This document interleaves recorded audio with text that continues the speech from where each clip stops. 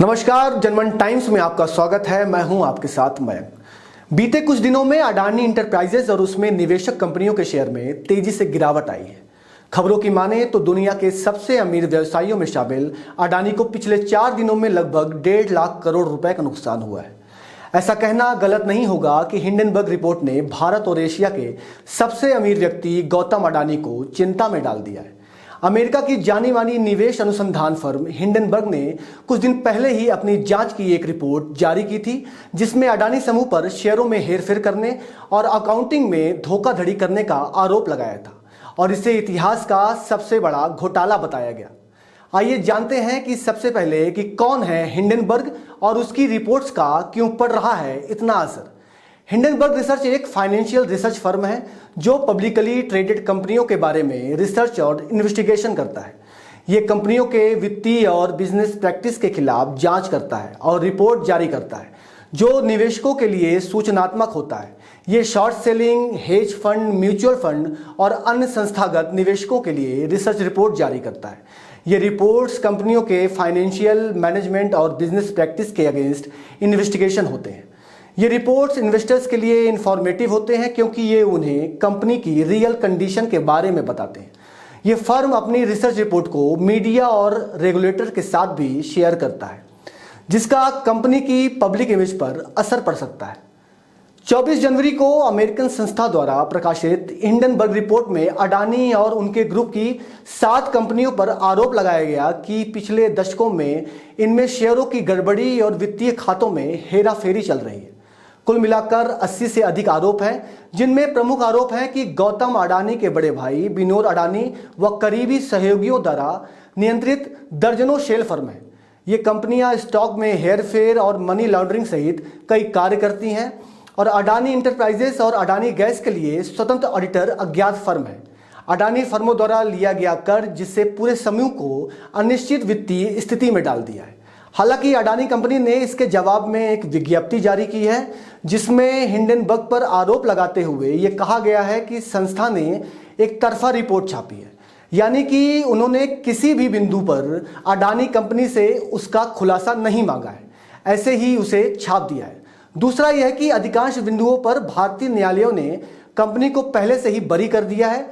तीसरा, कंपनी के सीएफओ ने इस रिपोर्ट के सामने आने के बाद सवाल उठाया है। उन्होंने कहा है कि कंपनी का एफपीओ लाए जाने से बिल्कुल ठीक पहले इस रिपोर्ट का आना यह बताता है कि उसे प्रभावित किया जा रहा है। एफपीओ का पूर्ण रूप क्या होता है, आइए हम बताते हैं। एफपीओ यानी कि फॉलो ऑन पब्लिक ऑफर। यह कंपनियों के लिए एक विकल्प है जो नए शेयर जारी करके अतिरिक्त कैपिटल को बढ़ाने के लिए काम करता है। कंपनी एफपीओ से प्राप्त कमाई को अपने व्यवसाय को विस्तारित करने, कर्ज कम करने और अन्य उद्देश्यों के लिए उपयोग कर सकती है।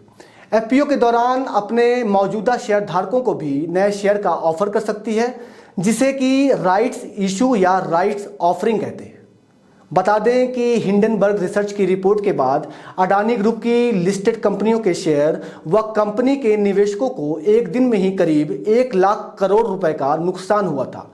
अडानी ग्रुप के लीगल हेड जतिल जलुनवाला ने एक स्टेटमेंट में कहा है कि हिंडनबर्ग रिसर्च के खिलाफ उपचारात्मक और दंडात्मक कार्रवाई करने के लिए हम अमेरिकी और भारतीय कानूनों के विभिन्न प्रावधानों का मूल्यांकन कर रहे हैं। उसी के जवाब में हिंडनबर्ग रिसर्च ने अपने आधिकारिक ट्विटर हैंडल से जारी बयान में यह कहा है कि अगर अडानी समूह रिपोर्ट के खिलाफ अमेरिका की अदालत में मुकदमा दायर करता है तो रिसर्च फर्म दस्तावेजों की मांग करेगा। अगर अडानी समूह गंभीर है तो उसे अमेरिका में भी मुकदमा दायर करना चाहिए, जहां हम काम करते हैं। कानूनी खोज प्रक्रिया में हमारे पास दस्तावेजों की एक लंबी सूची है। हम पूरी तरह से अपने रिपोर्ट पर कायम हैं। हमारे खिलाफ कोई भी कार्रवाई बेकार होगी। आरोप लगाते हुए यह भी कहा है कि हमारी रिपोर्ट जारी होने के 36 घंटों में अडानी समूह ने हमारे द्वारा उठाए गए एक भी महत्वपूर्ण मुद्दे पर प्रतिक्रिया नहीं दी। हमने सीधे 88 सवाल पूछे जो ये कंपनी को पारदर्शी होने का मौका देता है। अब तक अडानी समूह ने इनमें से किसी भी सवाल का जवाब नहीं दिया है। अडानी ग्रुप ने टिप्पणी का जवाब देने की बजाय धमकियों का सहारा भी लिया है।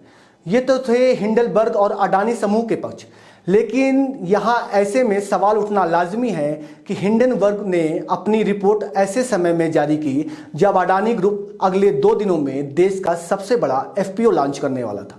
रिपोर्ट जारी करने के समय को लेकर के विश्लेषकों ने हिंडनबर्ग के इरादों पर सवाल उठाए।